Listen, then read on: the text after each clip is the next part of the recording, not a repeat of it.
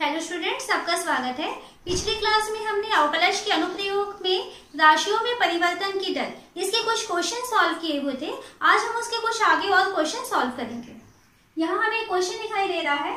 एक 5 मीटर लंबी सीढ़ी दीवार के सहारे झुकी है। सीढ़ी का नीचे का सिरा जमीन के अनुदिश दीवार से 2 सेंटीमीटर प्रति सेकंड की दर से खींचा जाता है। दीवार पर इसकी ऊंचाई किस दर से घट रही है, जबकि सीढ़ी का नीचे का सिरा दीवार से 4 मीटर दूर है।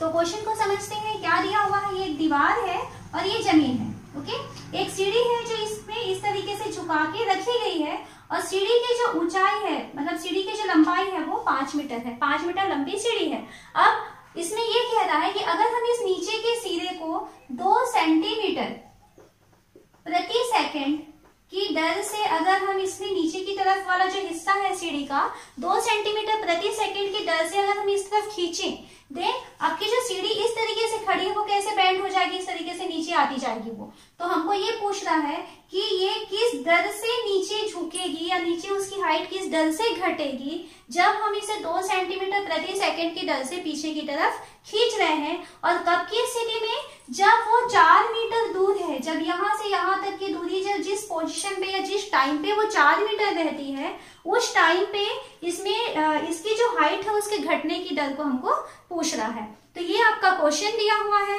तो क्वेश्चन में क्या क्या जानकारी मिल रही है पहले हम लिख लेते हैं। सबसे पहले तो हम मान लेते हैं, माना ये सीढ़ी ए और बी, ये सीढ़ी है और ये सीढ़ी का निचले, ये दीवार का जो निचले का सिरा है उसको हम लोग सी मान लेते हैं। तो हम मानते हैं, माना सीढ़ी ए बी है, तो ए बी की वैल्यू हमको कितना दिया हुआ है इसमें 5 मीटर। ओके, और ये बी से सी इसको हम x मान लेते हैं और ये दीवार की ऊंचाई को हम y मान लेते हैं। तो हम लिखते हैं सीढ़ी से दीवार की दूरी बराबर हमको दिया है x मीटर, और सेकंड है दीवार पर सीढ़ी की ऊंचाई। सीढ़ी की ऊंचाई मतलब ये दीवार की ऊंचाई, हमको इसी की वैल्यू कह रहा है, तो हम इसको मान लेते हैं y मीटर। हमें और क्वेश्चन में क्या दिया हुआ है, हम इसमें नीचे जो सीढ़ी है उसे 2 सेंटीमीटर प्रति सेकंड की दर से खींच रहे हैं, मतलब हमें dx/dt की वैल्यू बताया है कि 2 मीटर प्रति सेकंड है। ओके, और हमें क्या पूछ रहा है कि इसमें सीढ़ी की जो हाइट है वो किस दर से घटेगी। तो किस दर से घटेगी, तो यहाँ देखिए जो सीढ़ी की हाइट है जो दीवार पे बना रहा है तो वो हमने y माना हुआ है, तो हमें वो क्वेश्चन में पूछ रहा है dy/dt की वैल्यू। ये हमारा क्वेश्चन है। और कब की स्थिति में dy/dt, जब x जो है, x की वैल्यू 4 मीटर हो, उस समय dy/dt की वैल्यू क्या होगी, हमको ये क्वेश्चन पूछ रहा है। तो यहाँ देखते हैं कैसे सॉल्व कर सकते हैं इसे। तो सबसे पहले ये दीवार है, ये आधार है, तो हम जानते हैं कि यहाँ पर 90 डिग्री का एंगल बनेगा। ओके, सीढ़ी इस तरीके से हमने अगर रखा हुआ है तो ये अगर ये 90 डिग्री का एंगल बन रहा है, मतलब ये कैसा हो गया, एक समकोण त्रिभुज हुआ। अब इस समकोण त्रिभुज में हमें आधार x दिया हुआ है, लंब y दिया हुआ है और कर्ण का मान दिया हुआ है 5, और हमें रिलेशन लेना है x एंड y में। ठीक है, तो हम क्या करेंगे, इसमें पाइथागोरस थ्योरम लगा सकते हैं। तो हम लेते हैं त्रिभुज ए बी सी में पाइथागोरस थ्योरम लगाएंगे, पाइथागोरस प्रमेय से। पाइथागोरस प्रमेय से हो जाएगा कर्ण का वर्ग बराबर लंब का वर्ग धन आधार का वर्ग, यानी ए बी का वर्ग बराबर बी सी का वर्ग धन ए सी का वर्ग। अब इसमें वैल्यूज रखते हैं, ए बी की वैल्यू, तो ए बी क्या है, इसमें कर्ण है, तो ए बी की वैल्यू है 5 का वर्ग बराबर बी सी x दिखाई दे रहा है प्लस ए सी की वैल्यू है 5 का स्क्वायर। अब हमें देखिए dy/dt की वैल्यू निकालनी है, dx/dt की वैल्यू उसने दिया हुआ है। तो एक काम करते हैं, हमको x और y में रिलेशन मिल चुका है। अब हम इस रिलेशन में ये जो हमारे पास इक्वेशन दिया हुआ है उसका t के सापेक्ष अवकलन कर देते हैं। तो t के सापेक्ष अवकलन करने पर t के सापेक्ष अवकलन करेंगे तो इधर जो है, क्योंकि ये क्या है, कांस्टेंट है, तो इसकी वैल्यू हो जाएगी 0 इक्वल टू एक्स स्क्वायर का हम t के सापेक्ष अवकलन करेंगे तो ये हो जाएगा 2x dx upon dt plus Y square का हो जाएगा 2y dy by dt। Okay, अब हमें क्या चाहिए, dy बाई dt की वैल्यू चाहिए, तो पहले इसको हम पक्षांतर करें तो dx अपॉन dt की वैल्यू उसने दिया हुआ है, कितना दिया है 2, तो इसकी वैल्यू पहले रख लेते हैं। तो 0 equal to 2x into dx upon dt की वैल्यू रखेंगे 2 plus 2y dy by dt। Okay, तो यहाँ से 2x इंटू 2 यानी ये हो गया है 4x को हम पक्षांतर कर दें तो हमारे पास एक पक्ष में बचेगा 2y dy by dt equal to -4x। ये हमको मिल गया। हमें किसकी वैल्यू चाहिए, dy बाई dt की वैल्यू चाहिए, then dy by dt equal to -4x upon 2y। Then यहां से dy बाई dt की वैल्यू देखिए, dy by dt equal to ये क्या हो जाएगा, ये 4 है ये 2 है तो कितना हो जाएगा -2x अपॉन y। अब हमें यहाँ पर x और y की वैल्यू रखनी है, तो यहाँ x की वैल्यू तो उसने 4 दे दिया है, लेकिन y की वैल्यू उस पोजीशन में y की वैल्यू क्या होगी ये हमें निकालना पड़ेगा। तो एक काम करते हैं, y की वैल्यू तब की स्थिति में जब x की वैल्यू 4 होती है क्या होगी देखते हैं। तो ये हमें निकालना पड़ेगा। हम क्या जानते हैं, X square plus Y square equal to होता है 25। ये हमने निकाला हुआ था पाइथागोरस थ्योरम से। तो X square plus Y square equal to 25 में हम इस एक्स की वैल्यू को रख देते हैं 4, तो उस सिचुएशन में या उस समय में y की वैल्यू हमें पता चल जाएगी। तो x की वैल्यू हम 4 रखते हैं, तो 4 का स्क्वायर प्लस y का square equal to 25। Okay, then ये हो गया 16 plus Y square equal to 25, then y square equal to 25 minus 16 और y इक्वल टू हो जाएगा अंडर रूट 25 माइनस 16 मीन्स 9, तो y की वैल्यू हो जाएगी 3। तो अगर हम x की वैल्यू को 4 रखेंगे तब हमें y की वैल्यू को 3 रखना है। तो अब हमें चाहिए dy बाई dt कब की कंडीशन में, जब x की वैल्यू 4 हो, क्वेश्चन यही था, इक्वल टू -2 x की वैल्यू 4 और y की वैल्यू अभी हम निकाले हैं 3। तो dy बाई dt जब x की वैल्यू 4 होती है तब हमको मिल गया -8/3।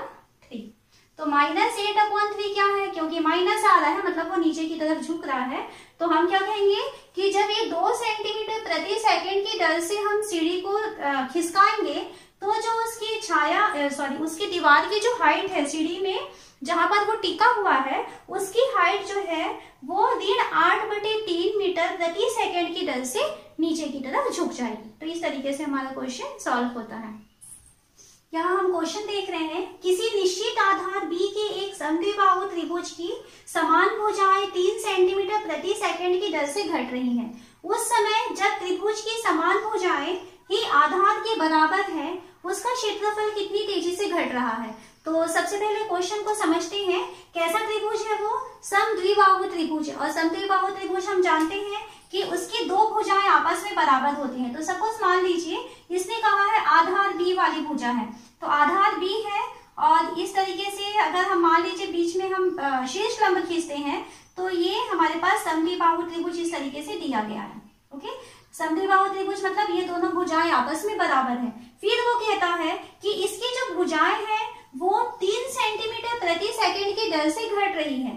तो क्योंकि वो हमेशा समान ही रहेंगी तो मान लीजिए ये कम होते होते 3 सेंटीमीटर प्रति सेकंड की दर से इस तरीके से वो नीचे की तरफ आ रही है। हमारा त्रिभुज इस तरीके से छोटा होते जा रहा है और इसकी समान भुजाओं की जो कम होने की रफ्तार है उसकी जो दर है वो है 3 सेंटीमीटर प्रति सेकंड। इस स्पीड से उसकी भुजाएं जो है वो कम हो रही है। पर ये ध्यान देना है कि इसका आधार जो है वो सेम रहेगा, B है वो निश्चित आधार कहा है उसने, तो B की वैल्यू चेंज नहीं हो रही है। इसकी जो समान भुजाएं हैं जिसको अगर मान लीजिए हम x मानते हैं तो x में कमी की दर बताया है 3 सेंटीमीटर प्रति सेकंड। तो क्वेश्चन से क्या क्या चीजें हमें मालूम हो रही है वो लिखते जाते हैं। 3 सेंटीमीटर प्रति सेकंड मतलब ये dx बाई dt की वैल्यू उसने बता दिया है। ओके, तो उसके बाद वो क्वेश्चन ये पूछता है कि जिस समय त्रिभुज की समान भुजाएं आधार के ही बराबर हो जाए तो अगर आधार यहाँ पे कितना है, b है, तो जिस समय यहाँ पर ये भी b हो जाए, ये भी b हो जाए और आधार भी b हो जाए, मतलब x की वैल्यू जब b होगा उस समय में हमें कहता है कि उस समय उसका क्षेत्रफल कितनी तेजी से घट रहा है। तो क्षेत्रफल घट रहा है मतलब हमें पूछ रहा है dA/dt की वैल्यू। क्षेत्रफल को यदि हम a से शो करते हैं तो हमें वो dA/dt की वैल्यू पूछ रहा है, कब की पोजीशन में, जब x की वैल्यू b हो जाती है। तो ये है क्वेश्चन। क्या क्या चीज दिया है, हमें दिया है एक समद्विबाहु त्रिभुज है जिसका आधार b है, ओके, और इसकी जो समान भुजाएं हैं वे समान भुजाएं 3 सेंटीमीटर प्रति सेकंड की दर से घट रही हैं, मतलब dx/dt की वैल्यु 3 सेंटीमीटर प्रति सेकंड ये दिया हुआ है। हमें क्वेश्चन में पूछता है कि इसके क्षेत्रफल में परिवर्तन की दर क्या होगी, मतलब dA/dt की वैल्यू पूछ रहा है जब x की वैल्यू आधार के इक्वल हो जाए, मतलब x का मान b के बराबर हो जाता है। तो ये क्वेश्चन है, तो इसको अब सॉल्व करते हैं। तो इसका डायग्राम कैसे बनाए, यहाँ पर ये समद्विबाहु त्रिभुज दिया हुआ है जिसमें ये दोनों भुजाएं आपस में बराबर है। हम मान लेते हैं इसकी भुजा जो बराबर भुजा है वो x है, ये मान लेते हैं, और इसका जो आधार है वो b है। हम जानते हैं समद्विबाहु त्रिभुज का जो शीर्ष लंब होता है वो आधार को 2 बराबर भागों में बांट लेता है। तो यहाँ पर अगर ये टोटल b है, यहाँ से यहाँ तक की वैल्यू अगर कुल मिलाकर ये b है तो ये हो जाएगा b/2 और इधर वाला हिस्सा भी हो गया b/2। हमें वहां पर इसने क्षेत्रफल के बारे में बात किया हुआ है, तो हम क्या जानते हैं, जो त्रिभुज का क्षेत्रफल होता है उसका फॉर्मूला होता है 1/2 आधार गुणित ऊंचाई। तो अब इस डायग्राम से हमें समझ में आ रहा है हमें किसकी जरूरत है। आधार की वैल्यू तो त्रिभुज का दिया हुआ है उसने b है, हमें जरूरत पड़ेगी यहाँ पर इसकी ऊंचाई निकालने की। तो ऊंचाई कहाँ है, ये वाली जो लाइन है ये है त्रिभुज की ऊंचाई। तो इस त्रिभुज की ऊंचाई को निकालने के लिए हम क्या कर सकते हैं, हम जो है अगर एक तरफ का त्रिभुज लें तो ये एक तरफ का त्रिभुज हमको समकोण त्रिभुज दिखाई दे रहा है और उस समकोण त्रिभुज में उसका आधार b/2 है और कर्ण है x। तो यहाँ से ये जो ऊंचाई कह रहे हैं ये ऊंचाई वास्तव में समकोण त्रिभुज का लंब है। तो समकोण त्रिभुज में अगर हम लंब, कर्ण और आधार के बीच रिलेशन कहते हैं तो हम इसको पाइथागोरस थ्योरम से निकाल पाएंगे। तो ये है हमारे क्वेश्चन को सॉल्व किस तरीके से करना है, इसकी रूपरेखा। तो अब लिखना स्टार्ट करें। तो हम मान लेते हैं, इसमें पहले नाम लिख लेते हैं a, b और c, और इस वाले पॉइंट को हम मान लेते हैं नाम t। तो हम लिखते हैं माना त्रिभुज का आधार BC = b सेंटीमीटर, ओके, ये मान लिए हैं, और त्रिभुज की समान भुजाएं कौन कौन दिखाई दे रही है हमको, AB है और AC है। ये दोनों को हम मान लेते हैं कि ये दोनों जो है x सेंटीमीटर है, ये हमने समान भुजाएं मान लिए। अब हमें क्या दिया है, और क्या दिया है, हमें इसमें dx/dt की वैल्यू दिया है। तो हमें दिया है क्या कि dx/dt = 3 सेंटीमीटर प्रति सेकंड, ये हमें दिया है। हमें क्या ज्ञात करना है, हमें ज्ञात करना है किसकी वैल्यू चाहिए, dA/dt है ना। तो हमें ज्ञात करना है dA/dt की वैल्यू ज्ञात करनी है जब क्या होगा, जब इसकी समान भुजाएं आधार के बराबर हो जाए, तो जब x की वैल्यू b हो जाती है। तो इतनी चीजें हमको क्वेश्चन से पता चली है। तो अब हम AD की वैल्यू निकालते हैं। तो AD की वैल्यू निकालने के लिए हम क्या लेते हैं, त्रिभुज AD की वैल्यू चाहिए तो हम त्रिभुज A, B और D ये लेते हैं। तो त्रिभुज ABDC, क्योंकि हमें ऊंचाई चाहिए, तो त्रिभुज ABDC क्या करेंगे, पाइथागोरस थ्योरम लगा रहे हैं। तो पाइथागोरस प्रमेय से, तो इसमें अगर हम पाइथागोरस लगा रहे हैं तो क्या हो जाएगा, देखिए ये हो जाएगा AB का वर्ग बराबर AD का वर्ग धन BD का वर्ग। इसमें जो जो जानकारी है वो हम रख देते हैं। AB की वैल्यू हमें दिखाई दे रही है x, तो ये हो जाएगा x² = AD हमें नहीं मालूम है तो AD ही रहने देते हैं, प्लस BD की वैल्यू है b/2 है ना, उसका आधा था ये, तो b/2 का स्क्वायर हो गया। तो हमें किसकी वैल्यू चाहिए, हमें तो AD की वैल्यू चाहिए, तो AD² को रहने देते हैं, ये हो गया x² - b² / 4, इसको b² / 4 किए हैं और इधर पक्षांतर कर दिए हैं। हमें चाहिए ए डी की वैल्यू, तो ये हो जाएगा under root X square minus B square upon 4, या इसको एक साथ अगर हम लिखें तो लिख सकते हैं A D equal to under root X, ये 4 इसके साथ आ जाएगा, तो ये एक साथ हो जाएगा 4x square minus B square upon 4। नीचे 4 आया है, तो यदि आप चाहें तो इसको और क्या लिख सकते हैं, 4 तो स्क्वायर रूट से बाहर निकल जाएगा, तो under root 4x square minus B square, और ये अगर नीचे 2 लिखेंगे तो वो स्क्वायर रूट से बाहर चला जाएगा। तो ये हमें ए डी की वैल्यू मिल चुकी है। हमें क्या चाहिए, हमारा टारगेट है dx अपॉन dt तक पहुंचना, तो dx अपॉन dt के लिए हमें निकालना है a की वैल्यू, a यानी त्रिभुज का क्षेत्रफल। तो हम लेते हैं त्रिभुज का क्षेत्रफल, तो त्रिभुज के क्षेत्रफल को यदि हम a से शो करें तो इसके लिए फॉर्मूला होता है 1/2 आधार गुणित ऊंचाई। ओके, तो अभी हम ऊंचाई निकाल चुके हैं और आधार हमें उसने दिया हुआ है b, तो इसकी वैल्यू हो जाएगी 1/2 आधार पूरे त्रिभुज का लेना है हमको b, और ऊंचाई की वैल्यू हम निकाले हैं under root 4x square minus B square, और ये 2 जो है स्क्वायर रूट से बाहर है, तो इसकी वैल्यू ये a की वैल्यू आ रही है, a इक्वल टू आपके पास मिलेगा b under root 4x square minus B square, और ये 2 और 2 मल्टीप्लाई होकर के बना दिया 4। हमें क्या चाहिए, dx अपॉन dt, तो हम क्या करें कि इसमें अब हम इसको t के सापेक्ष अवकलन करते हैं, तो यहां लिखते हैं t के सापेक्ष अवकलन करने पर ये हो जाएगा dA अपॉन dt, t के सापेक्ष अवकलन करें तो dA upon dt equal to, यहाँ देखिए b अपॉन 4 कॉन्स्टेंट है, अलग हो जाएगा, 4x square minus B square ये अंडर रूट में है, तो इसकी वैल्यू हो जाएगी 1/2 4x square minus B square की पावर -1/2।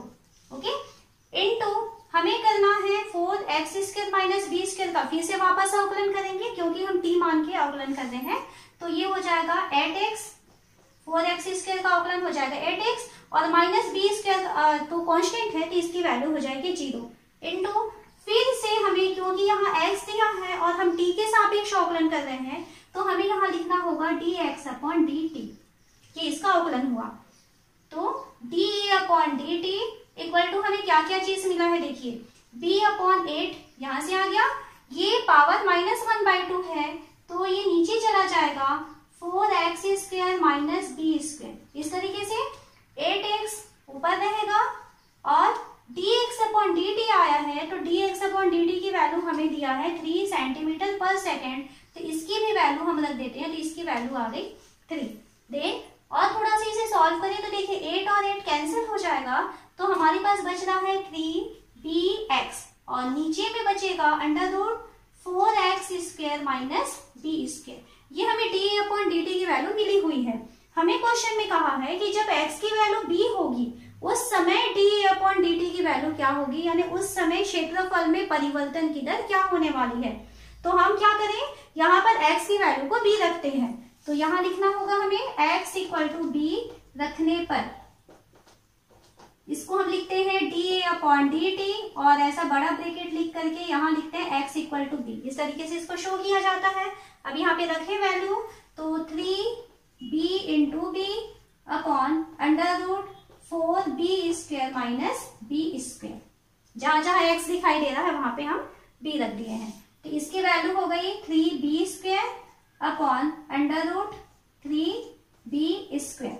ओके, और 3b स्क्वायर को हम अंडर रूट 3b स्क्वायर से अगर हम डिवाइड करेंगे तो हमारे पास ऊपर में अंडर रूट 3b स्क्वायर बच जाएगा, और इसको और थोड़ा सॉल्व करें तो b कॉमन निकल जाएगा, बाहर निकल जाएगा स्क्वायर रूट से, और बचेगा रूट 3।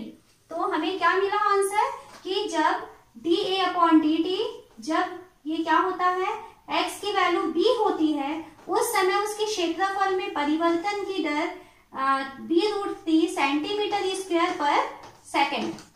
ओके, तो जब इसकी समान भुजाएं उसके आधार के बराबर हो जाएंगी उस समय इसके क्षेत्रफल में परिवर्तन की दर b√3 सेंटीमीटर स्क्वायर प्रति सेकेंड रहेगी।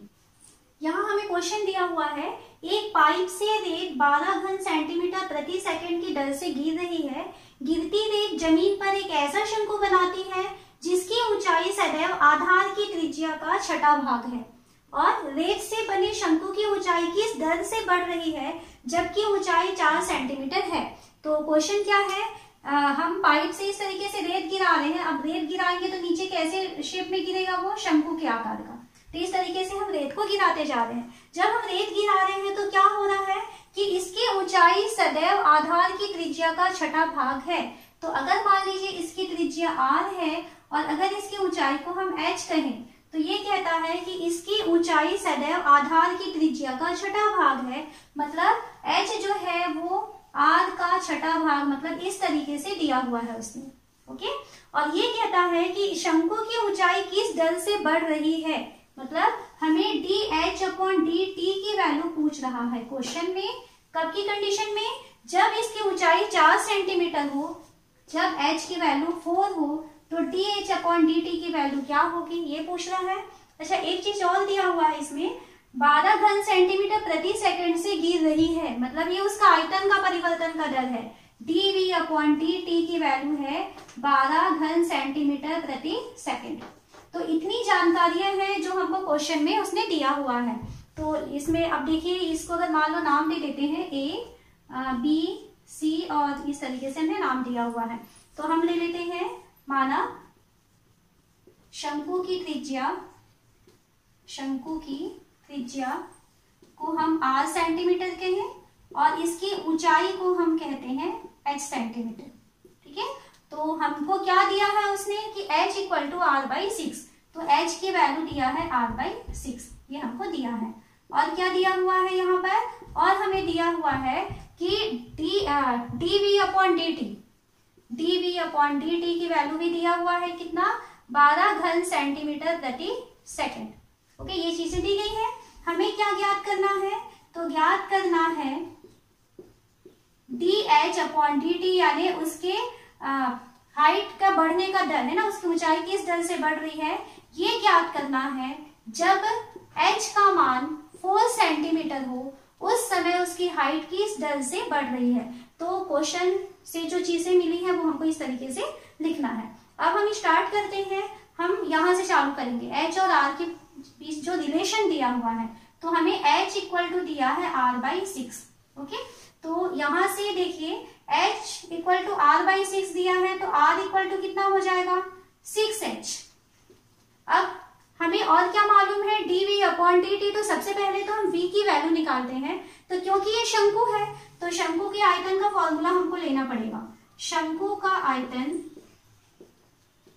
v = होता है 1/3 पाई r²h, ये हम फॉर्मूला जानते हैं। अब इसमें r भी चर राशि है और h भी चर राशि है, तो हम किसी एक चर राशि को रखना चाहते हैं। अब हमें यहाँ डिसाइड करना है कि हम r को हटाएं या h को हटाएं।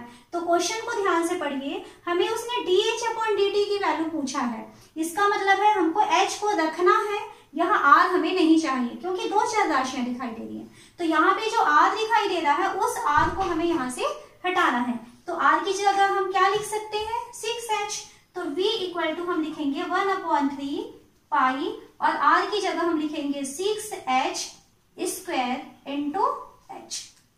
क्योंकि अगर मान लीजिए उसने त्रिज्या में परिवर्तन की दर पूछता, तब यहाँ से आप h की वैल्यू को हटाते, और अभी उसने क्या पूछा है, उसके हाइट में परिवर्तन की दर पूछा है। तो हाइट तो रहेगा लेकिन r की वैल्यू नहीं रहेगी, किसी एक चर राशि को आपको यहाँ से हटाना है। तो इसने हाइट के लिए पूछा था dh/dt, इसलिए हम यहाँ से r की वैल्यू को हटा रहे हैं। तो क्या मिल गया, ये v = 1/3 पाई, ये 6 का स्क्वायर कितना होगा, 36 h² × h। तो 3 से कट गया 12 बार, तो v = हमको मिल रहा है 12 पाई h² और h कितना हो जाएगा, h⁻3। ये v की वैल्यू मिली हुई है। हमें dv/dt की वैल्यू दिया हुआ है, तो सबसे पहले हम निकालें कि dv/dt की वैल्यू क्या होती है। तो हम क्या करें, यहाँ पर t के सापेक्ष अवकलन करें।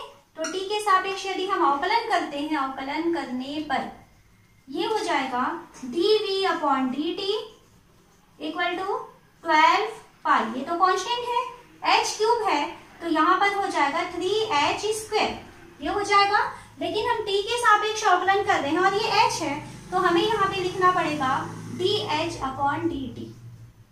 तो क्या मिला हमें, देखिए हमें मिला है dv/dt इक्वल टू 12 × 3 36 पाई है h², पाई h² dh/dt।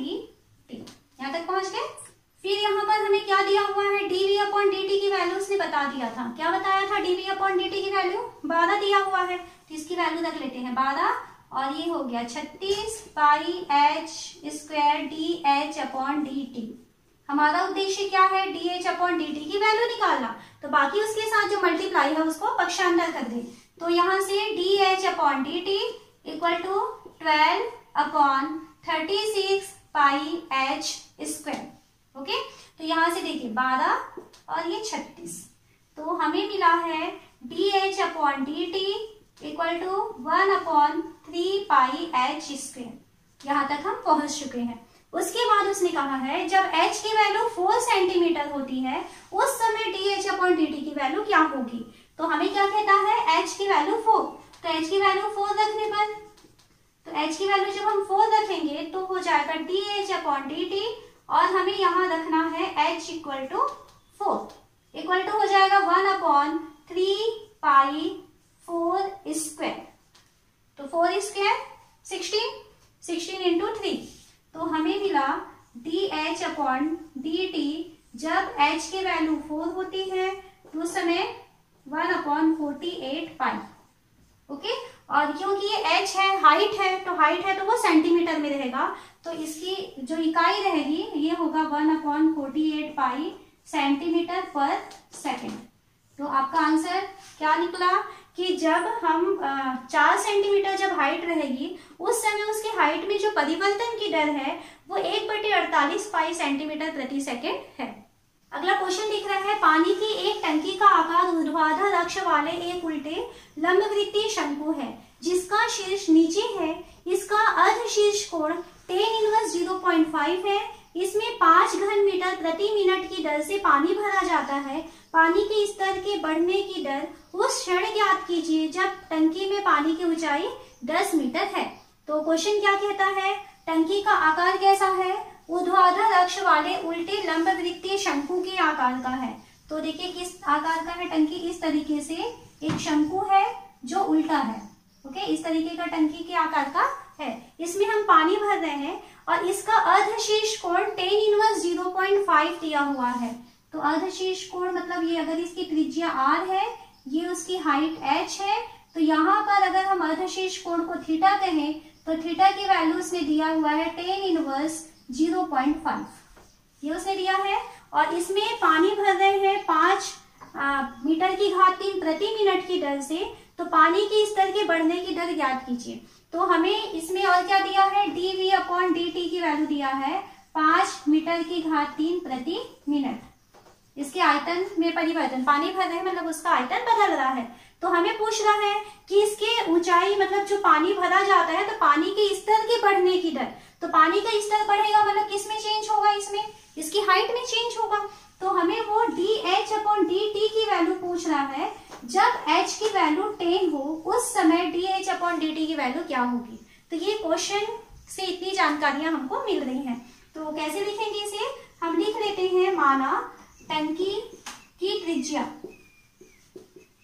त्रिज्या इक्वल टू हम लिख लेते हैं r मीटर, और टंकी की जो ऊंचाई है इसे हम लिख लेते हैं h मीटर।